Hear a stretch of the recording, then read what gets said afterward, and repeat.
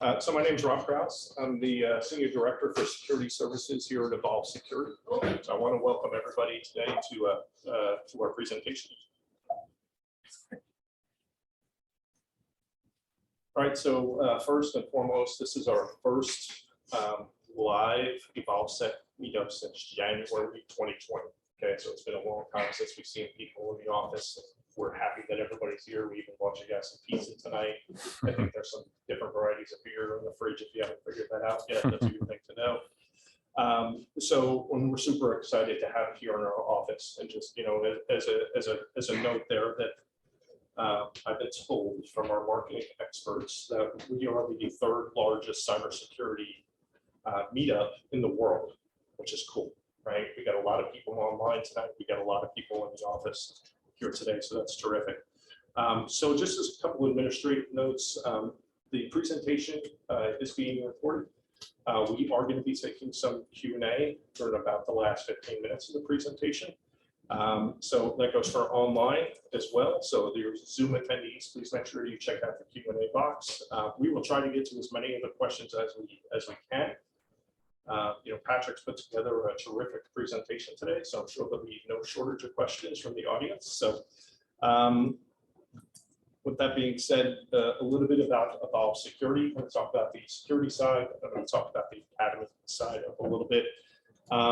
Evolve Security is pen testing as a service leader in the market, doing great things with our Darwin Attack platform. Our platform allows us to do real-time testing, real-time results to our clients.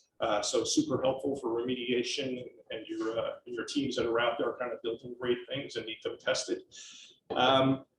We also specialize in network application and cloud security assessments and testing, penetration testing as well. We have advisory services. We also have some dedicated resources or staff augmentation type opportunities that we help a lot of companies out with as well. So we also provide corporate training. So on the Evolve Academy side of things, we are the #1 ranked cybersecurity training organization in the world. We do have a couple online and live boot camps coming up, right? So we have some for our cybersecurity program starting on July 25th, as well as our OSCP starting August 1st. We also, we don't just train people that do penetration tests, but we also like to hire great talent as well. We're always looking to add people to our team to help make an impact for our clients and make sure that our clients are successful, right? So to do that, we have to hire the right people, bring them into the organization, and make sure that they're groomed and they can do their jobs and make our clients successful. So, so here's a couple of the positions that we have over here. You can also check out the website. We have some ways to submit online for positions or interest there. So with that being said, Patrick is the real star today here. He is a Evolve Academy instructor, also works on and focuses on cyber threat analytics vulnerability for a Fortune 500 company. Tonight's presentation, there's going to be a lot of context around Russia invasion of Ukraine, cyber operations, and the Russian national strategy, as well as some of the previous things we've seen coming out of Russia targeting the West, right? The United States and the West. It's no surprise that Russia's been in the cybersecurity game for a very long time. Any threat intelligence analyst will tell you, I think 15 years ago, everything came from Russia, right? And then I think China caught up, and then I think everybody just started blocking those countries and traffic started dropping everywhere, right? So, but with that being said, let's turn it over to Patrick here and let him go ahead and take off. Before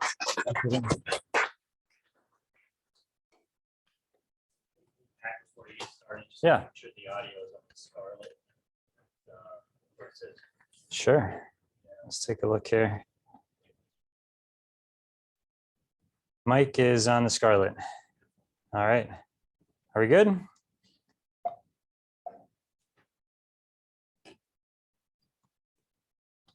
All right.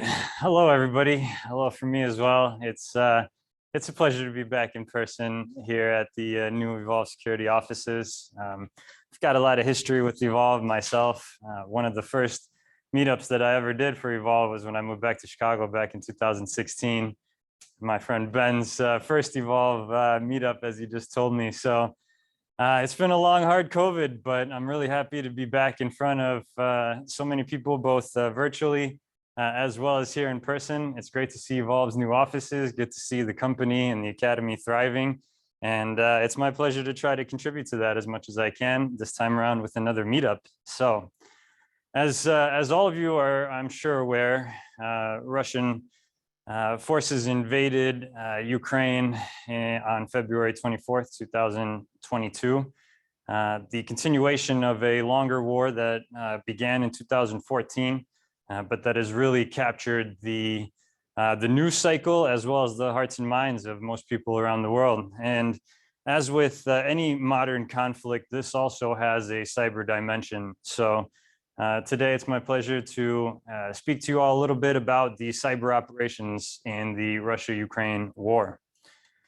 So a couple of disclaimers before we begin.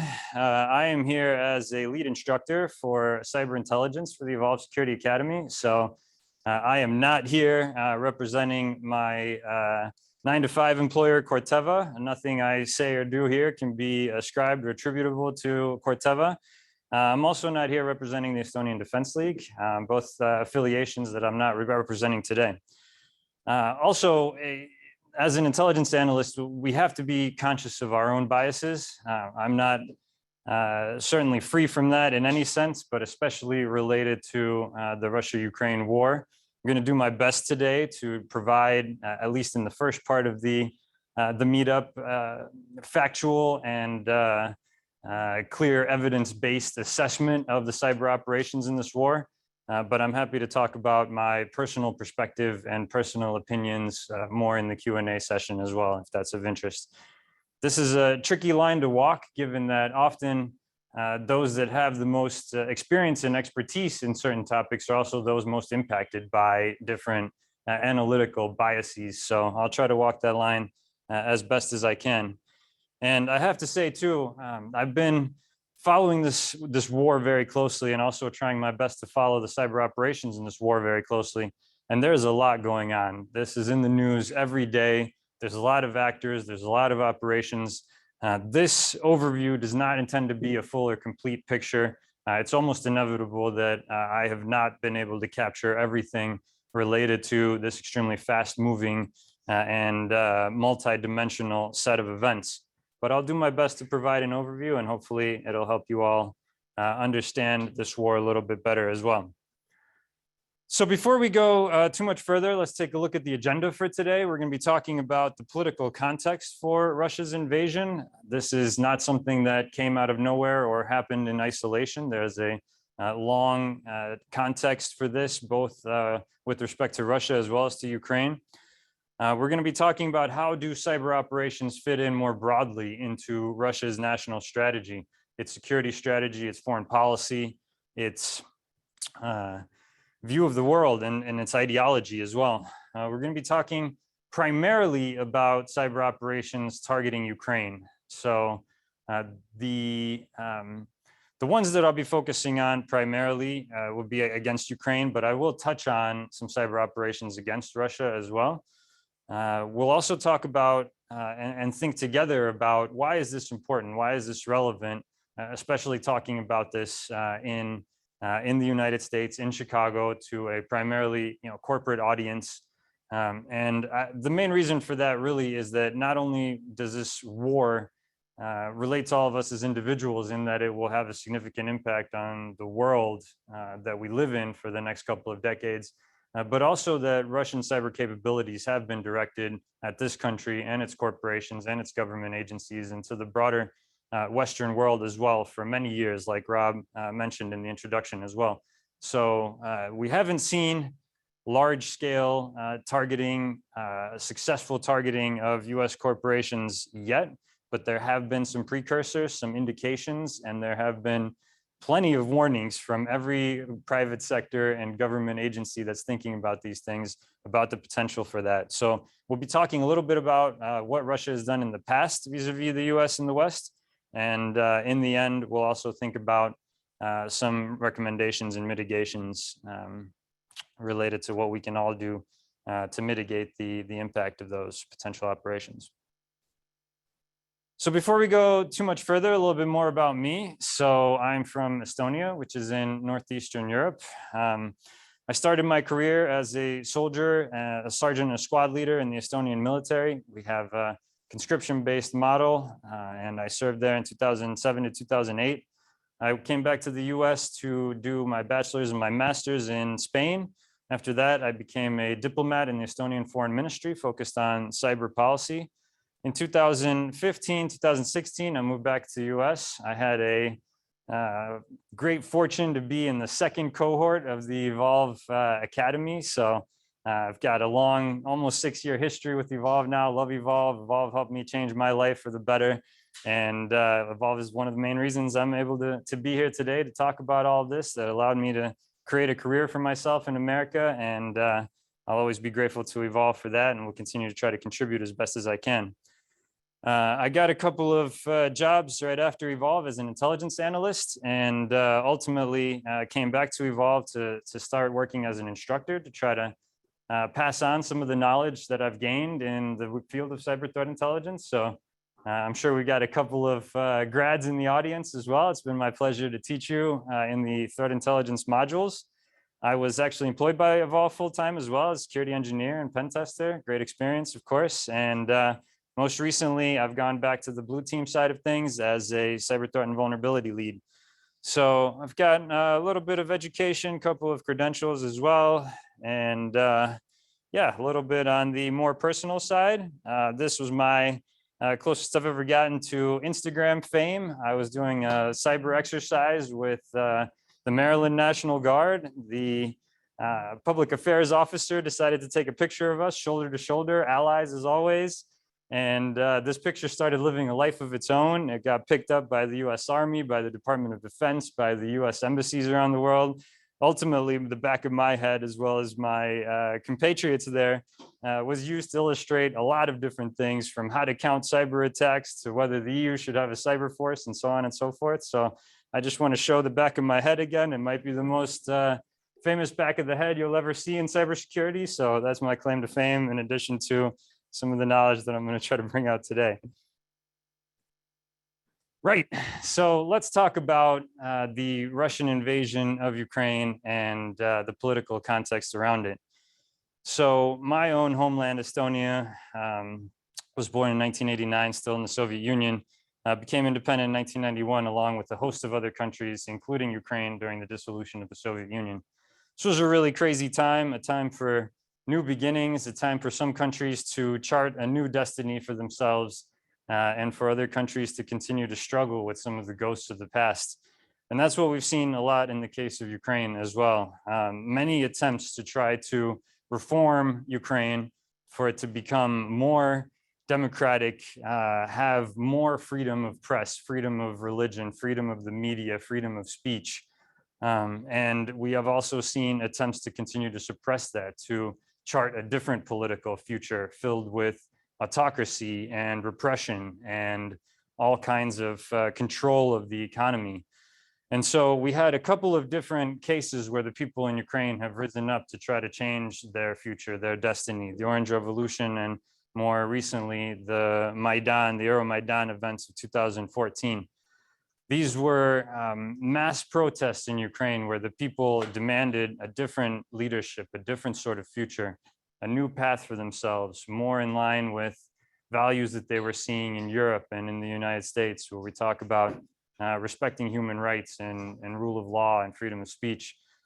So in 2014, the most recent iteration of this process that has been playing out in Ukraine, there was a change of government as a result of this popular uprising. The popular uprising was in support of pursuing further membership of the European Union.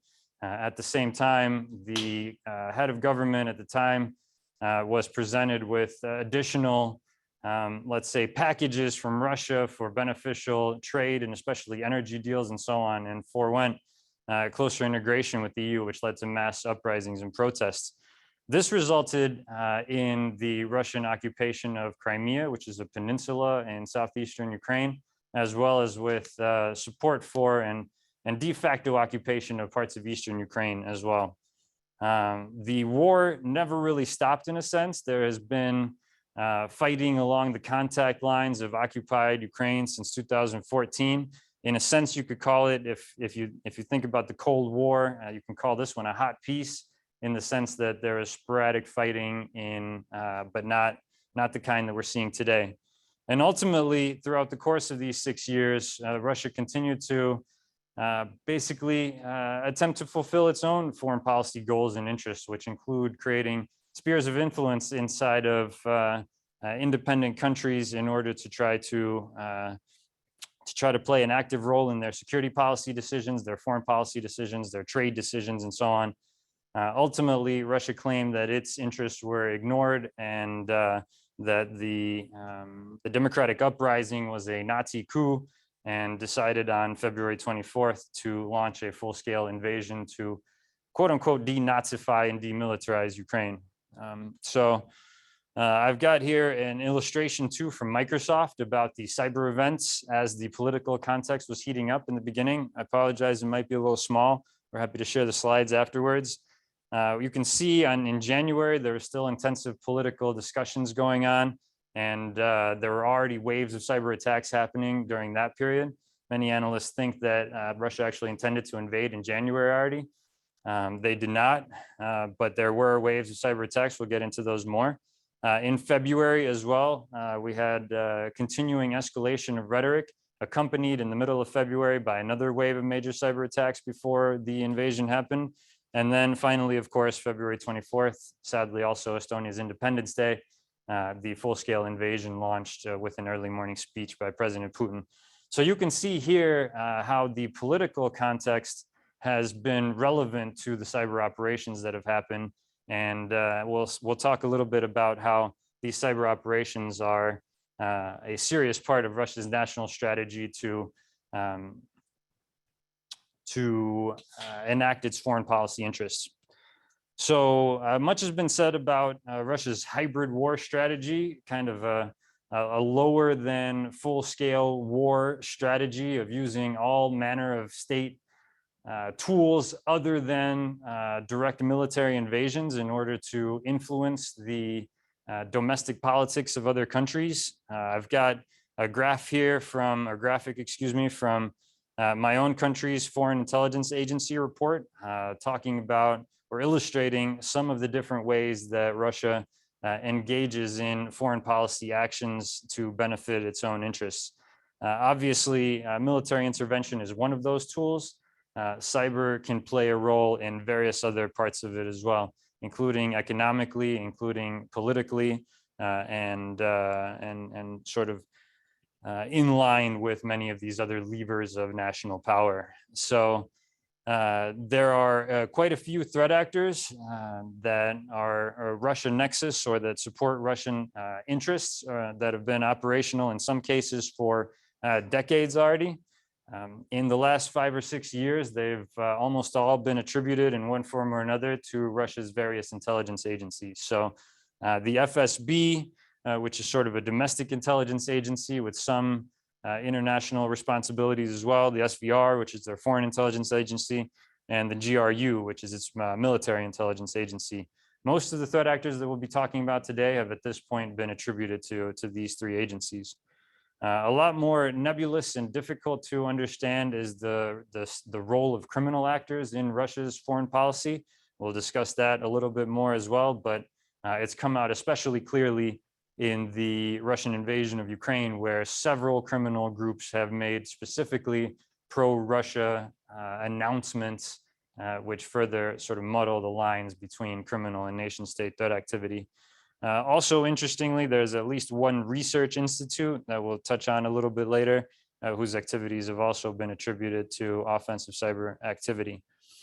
So in the past, Russia has used cyber operations to achieve its aims or scare, intimidate, test the defenses of various other countries in the past. I mentioned the first time that I believe I gave a meetup in the evolved security context was 2016, when, of course, we had the Russian espionage and influence operation against the United States, specifically the Democratic National Commission, and we had a hack and leak operation to influence the course of that particular presidential election, where we had very juicy material hacked from the private communications of one party in order to manipulate the election in a desired result for Russia. So of course, espionage is older than that. The hack and leak operations have been a slightly newer innovation by Russia, shall we say, especially in their cyber capabilities. But espionage, of course, is as old as time. Cyber is just the newest way to do it in a sense. And they've had several high-level actors conducting espionage for quite some time. Now, when we talk about destructive attacks, where Russia or other countries or criminal actors are not just trying to steal data, but they're really trying to also make systems inoperable, destroy data, make it unusable, and so on. Russia's got a pretty good history with that as well. And once again, election interference is a tactic that they've been using since at least 2014, when they did it to Ukraine before they did it to the US. So we'll dive into a couple more of those historical operations as we go, and I'm happy to talk about it some more as well.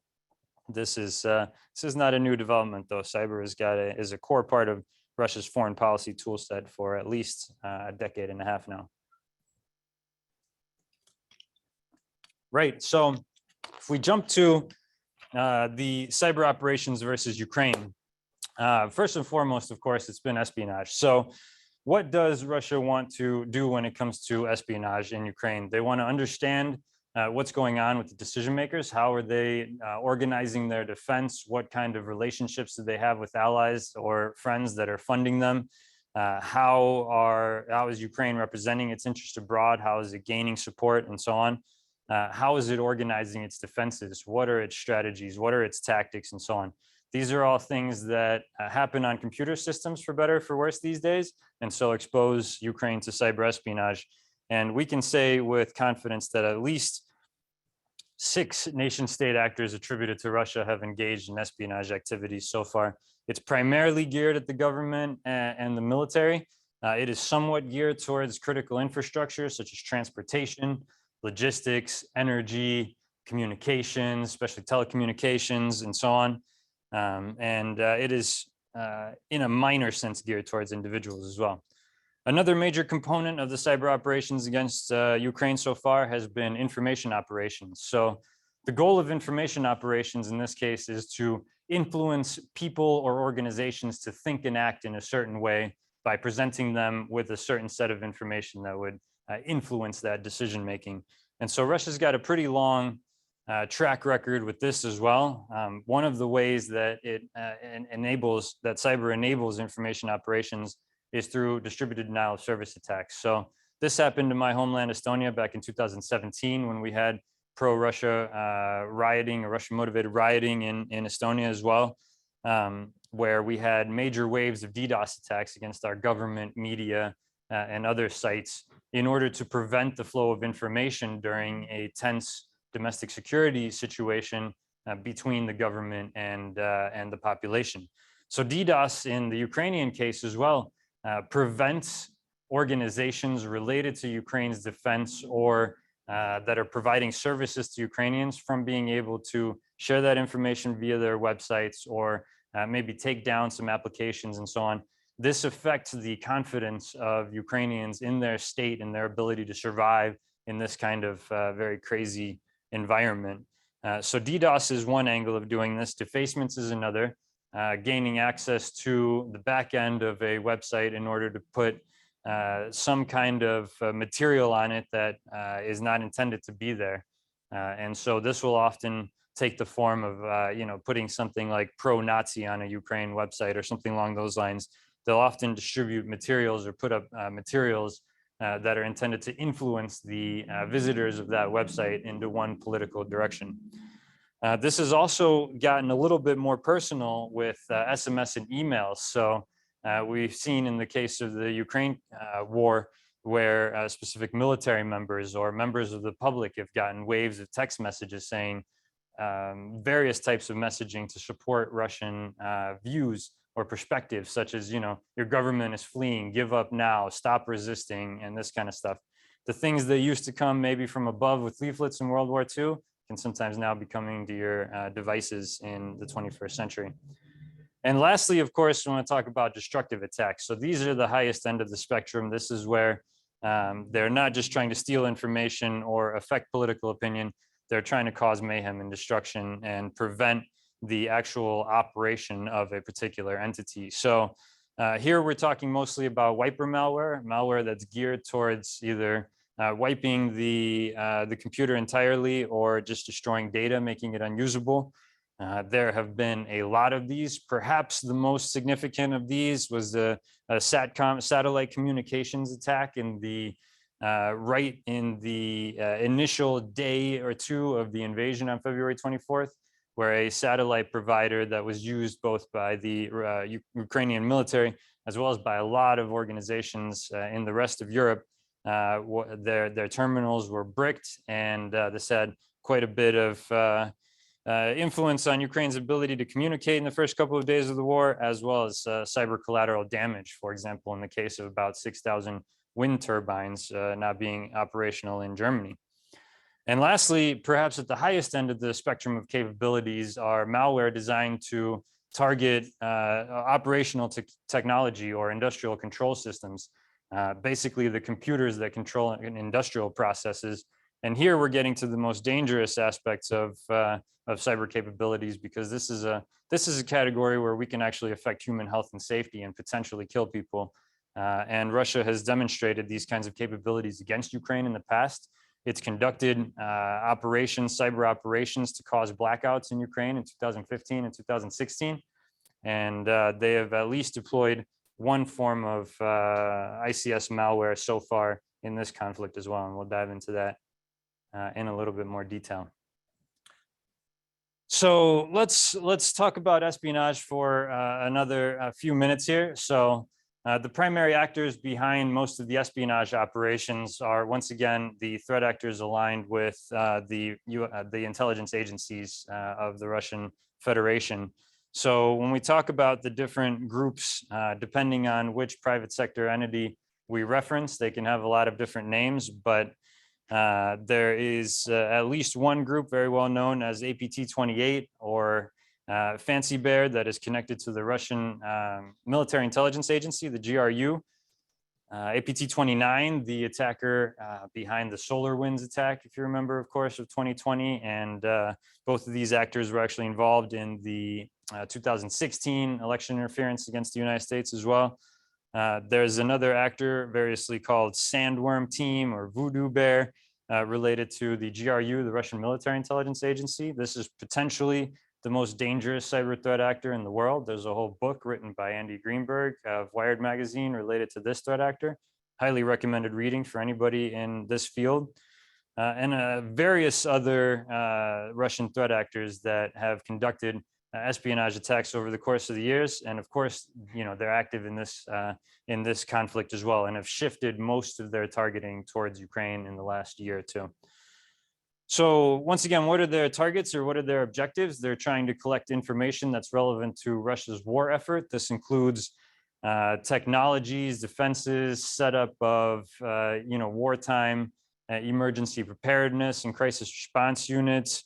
We're talking about how are they organizing at a local level as well as on a national level.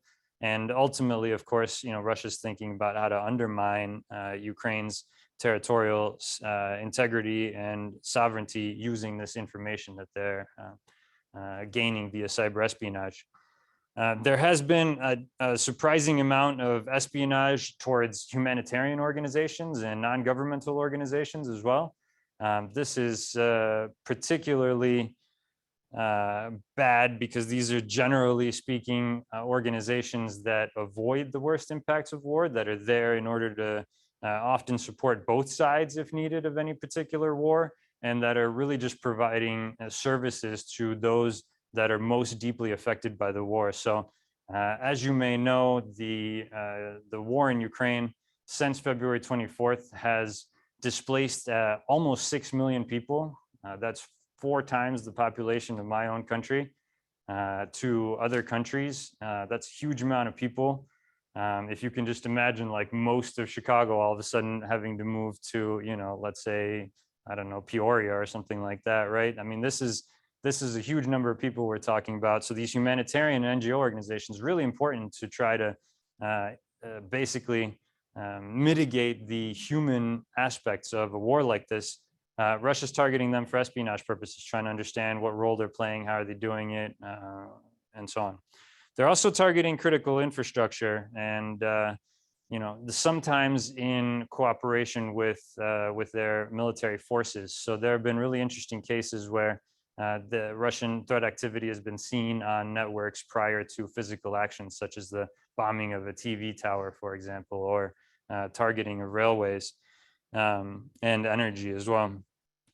So I won't dive too deeply into these operations. There's quite a bit, and I realize that I'm running behind on time already, but at least several hundred known espionage operations at this point by over 7 Russian Nexus threat actors. Let's jump into information operations for a quick moment. So once again, the same actors that are behind the cyber espionage are really doing most of the information operations as well. So the real difference between espionage and information operations is how are you going to use that access that you've gained as an attacker? And instead of just stealing information, usually quietly and for as long as they can, they take some actions on the network, such as you know, defacing websites. So I've got a graphic here from the right. This was something seen in the first big wave in mid-January, where a CVE related to a CMS software, content management system software being used by a lot of Ukrainian government and media entities, was breached as supply chain compromise, leading to a coordinated information operation where this particular text, anti-Ukraine text, was displayed on the websites of about 70 government agencies and media organizations. So you can see that essentially their goal is to reduce faith in the functioning of society, to make it look like Ukraine is going to fall apart at any moment. You shouldn't trust your country. You shouldn't try to defend it. You should just give in to Russian demands. And the January 14th one against a lot of Ukrainian sites, I mentioned another major wave of operations in the mid-February in the run-up to the invasion. This included DDoS attacks against a variety of different banks and military targets, once again, to make it seem like Ukrainian society was falling apart, like you couldn't trust your banks. You know, they were trying to encourage bank runs, basically, trying to undermine the economy and so on. And a major aspect of this, too, has been the role that international corporations that provide social media services have played here as well, because these are platforms where Ukrainians are interacting with each other, sharing information and so on.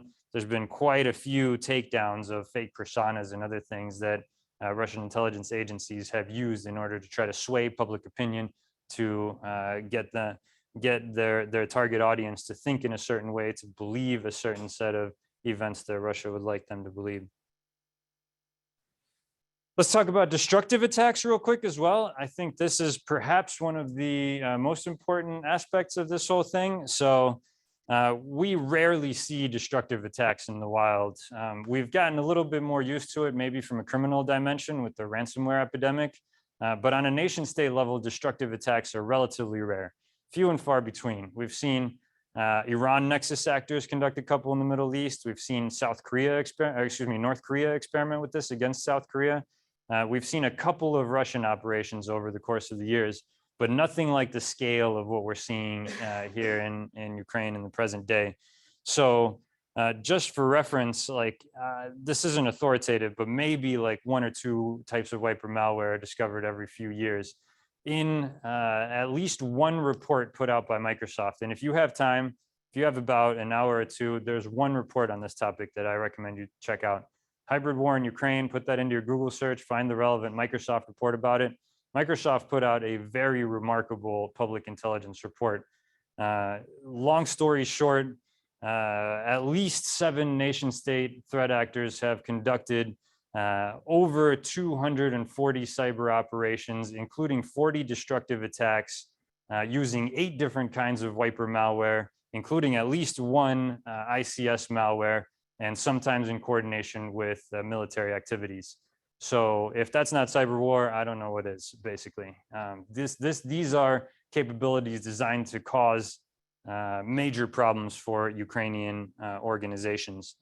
And, they're comparable to a ransomware attack against your organization. Essentially, if you all of a sudden can't use any data on any workstations, your servers are bricked, what do you do? What are you going to do as an organization, right? You're majorly hindered and hampered.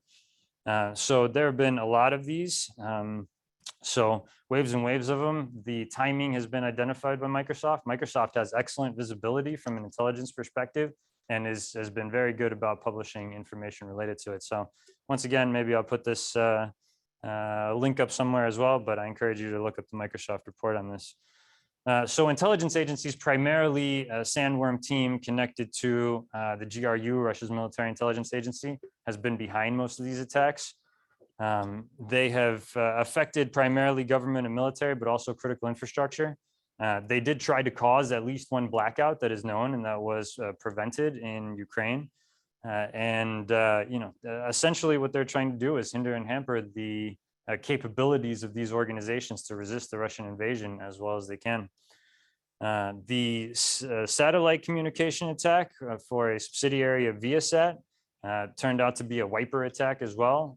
So basically they sent, they tried to wipe satellite communication terminals in order to affect the communications abilities of the Ukrainian resistance.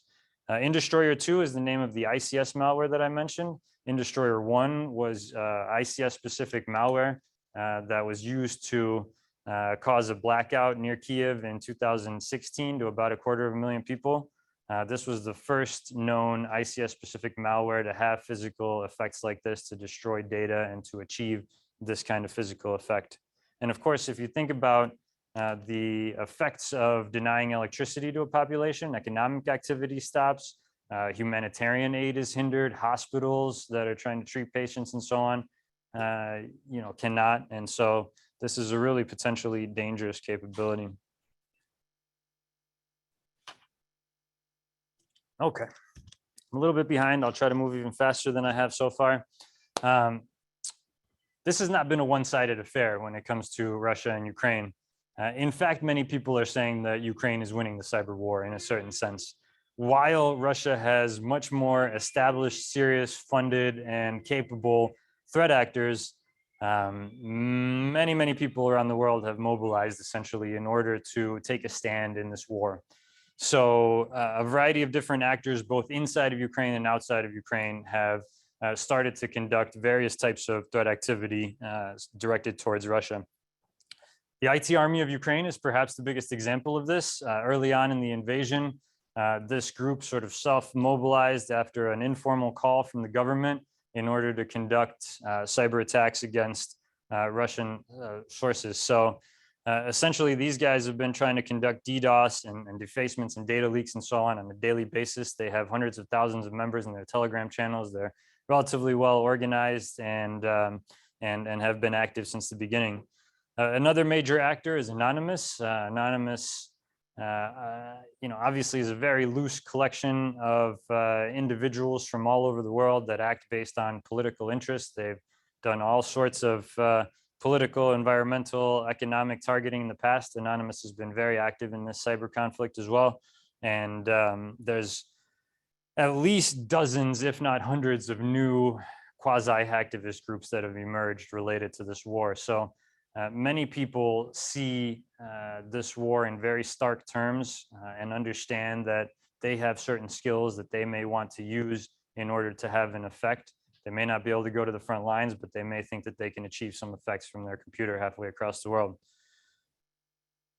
These have escalated. So I would say that the hacktivist capability has grown dramatically throughout the course of the last 3 months.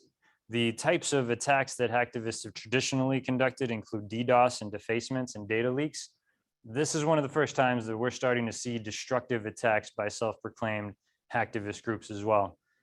Usually this stuff has been a lot of bluster in the past. It's very hard to verify the success of attacks against Russian targets, but at least there have been a couple of self-proclaimed pro-Ukraine hacktivist groups that have conducted sort of ransomware-y type of attacks against Russian or Belarusian targets.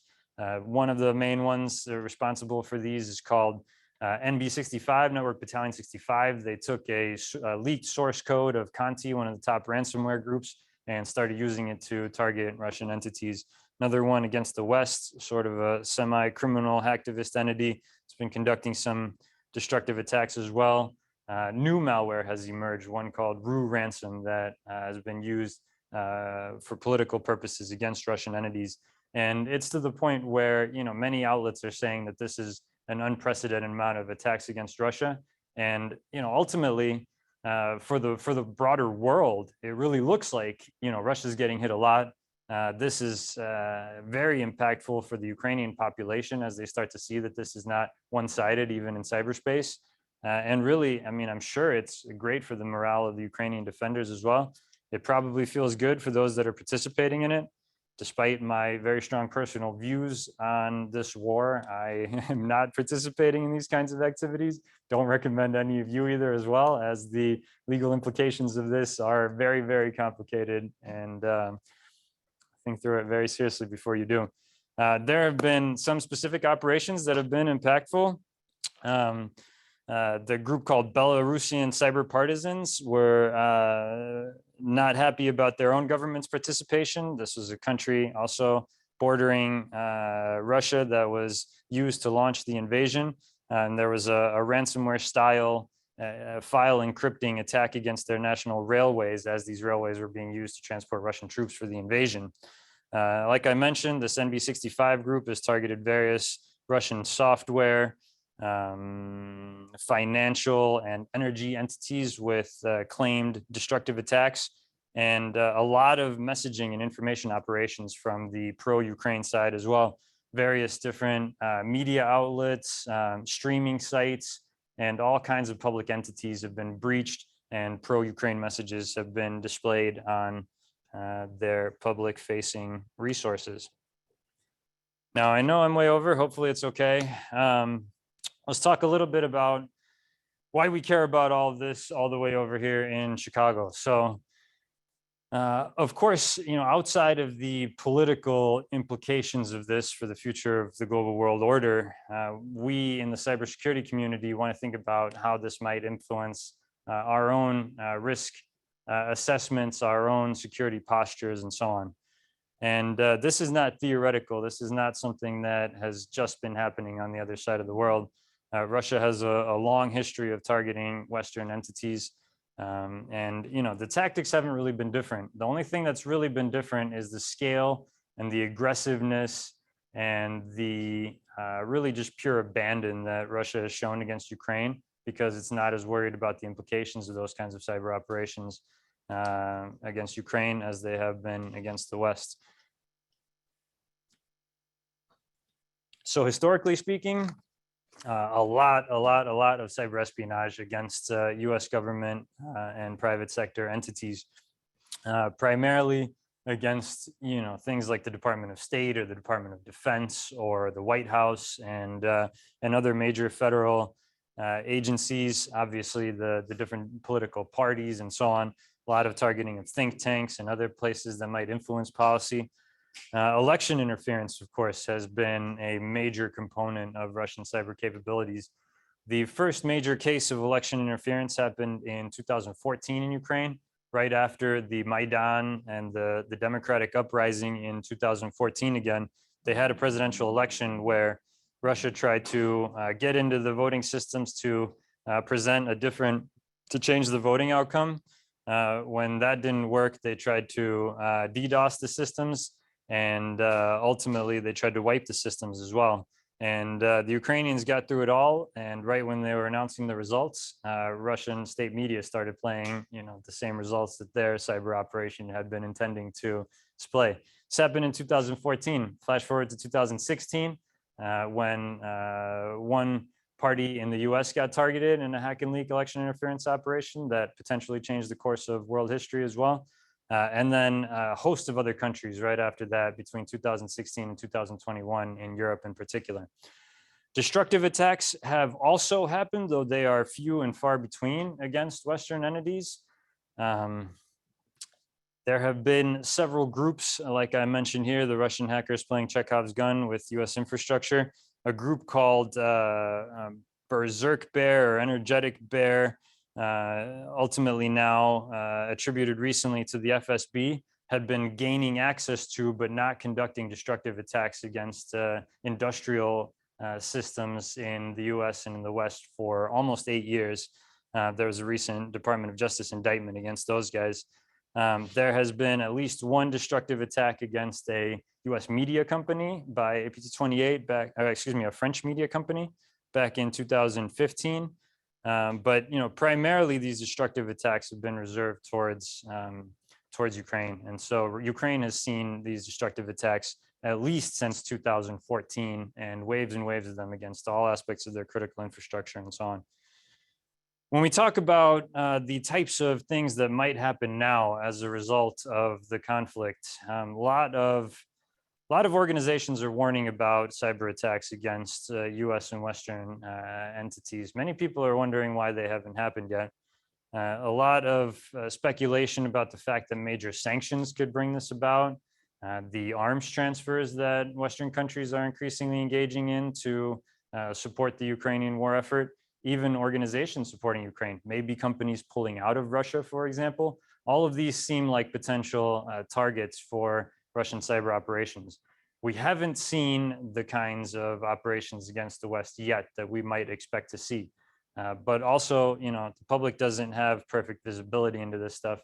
However, some things have come out already. So at the very least, Microsoft has been warning throughout the course of 2021 in early 2022 about APT29, the actor they call Nobelium, the SolarWinds attacker, that is the Russian Foreign Intelligence Agency group, has been targeting various MSPs. There was just a US CERT just put out another advisory in the last week about MSPs getting targeted and being used in supply chain compromises.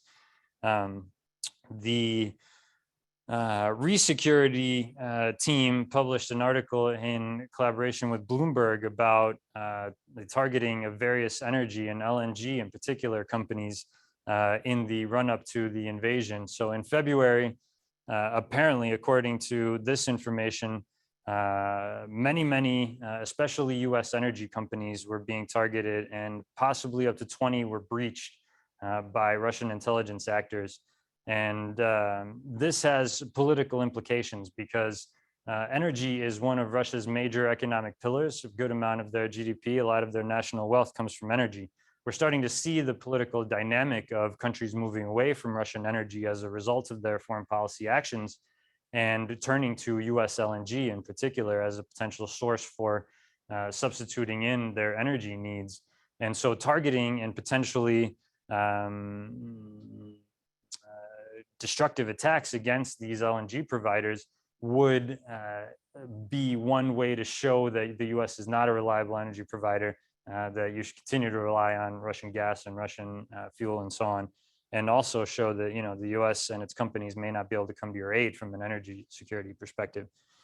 There have also been what many people see as warning operations when countries are displaying pro-Ukraine positions, including against the Canadian Foreign Ministry, as well as against Finland, which is now looking to join NATO as a result of this dynamic as well. We can get into European geostrategy in the Q&A section if you all would like. A lot of people also think that the ransomware attacks, especially against the energy sector, have been sort of a potential precursor for major types of retaliatory actions by Russia and Russia-aligned cyber criminals against Western countries. A lot of ransomware attacks are continuing, including many by Conti and other pro-Russia aligned criminal actors, and especially against the energy sector as well. But if you read the news now, you'll see basically the Conti ransomware attackers have created a state of emergency in Costa Rica as a result of targeting dozens of its entities. And that's just another indicator of the types of attacks that we might continue to see throughout this conflict, this war. Whew, right. All right. I went way longer than the organizers meant for me to go. I apologize for that. I didn't get to nearly the level of detail that I intended to, but that's okay. At this point, we want to think about, what are some of the things that we can do? What are some of the things that we could potentially enact in our own companies, maybe in our own lives, in terms of mitigating some of the aspects of this? And with that, I just want to pass it back over to Rob for a couple of thoughts on recommendations and mitigations. That was awesome. Thanks, everyone.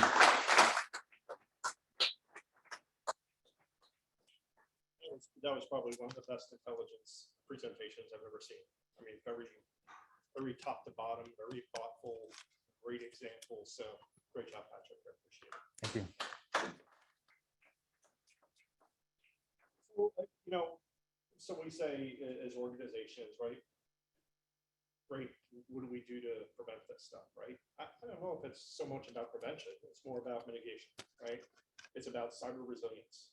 Cyber resilience, in layman's terms, is basically the ability for an organization to continue delivering its services despite a major cyber incident, right? So I think thought leadership, I think,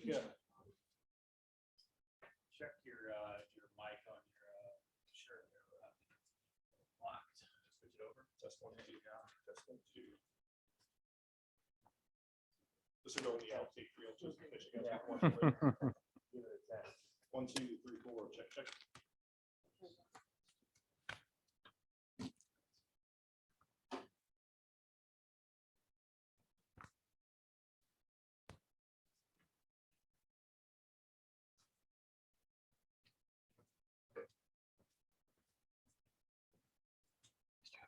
Thanks.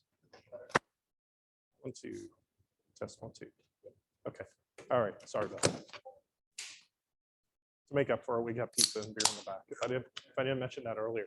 So back to cyber resilience, right? The concept is fairly simple. If you want your business to continue to deliver the services that you want to deliver to your customers and the services that they expect, you have to have some sort of cyber resiliency built into your organization.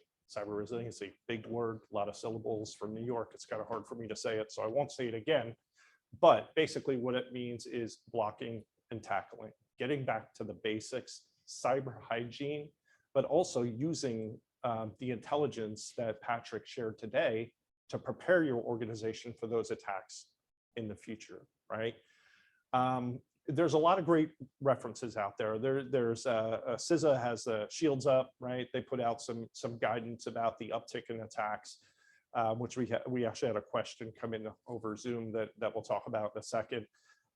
Private sector, right? So if you're in specific industries, you need to look at sector specific recommendations, right?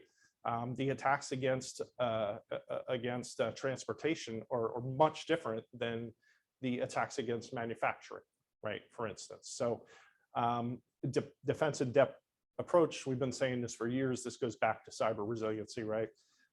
Preparation for destructive attacks. What's your organization doing to prepare loss of data? Inaccessibility to data is very important. And then partnerships and services, right? Who can you partner with to help ease the blow of a cyber attack against your organization, right? So, I'm going to kind of say this. I think Patrick's presentation was very good, but what's scary to me is not what he said today, but I mean, it's scary, don't get me wrong. But what I think is scary is that what we're seeing today sets the precedent for wars to come in the future, right? So now that even though Russia's been doing this for years, China's been doing this for years, we're not baking cookies ourselves, I'm sure. So, America's probably got some stuff going on. But we have to look at this, that now it's normalized, now it's okay for cyber attacks to happen in war at this scale. So, what does that mean to us in the future? You may think it's a country versus country thing, but as Patrick explained today, there's no shortage of examples of how they're targeting specific infrastructure so you can't operate, right? Russia attacks the United States, the power grid goes offline, you're in trouble. Hell, last year I lost power for 3 days in San Antonio, Texas, because it never snows, right? So just as a good example, we need to make sure there's resilience built in and you're approaching your business and your organization such as that. So with that being said, we'll move to some of the questions. I think one of the questions that we did have was, Patrick, I'll throw this to you because you definitely have the knowledge, but has there been an uptick in cyber attacks since governments have been putting sanctions against Russia? Yeah, very interesting question. Hard to say definitively because as with many other aspects of threat intelligence, nobody's got the full picture, right? Nobody's got the full data. Different private sector companies, even companies like Microsoft that are deployed all over the world, only see a part of the picture. Governments only see a part of the picture.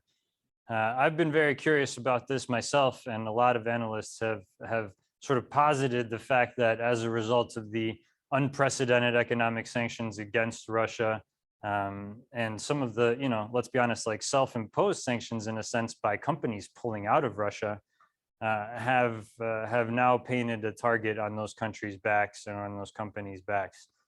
I haven't seen that so far in the evidence to any great degree. That doesn't mean that it can't happen. A lot of people think that Russia is continuing to hold some tools, some capabilities in reserve if things get much worse for them in this war.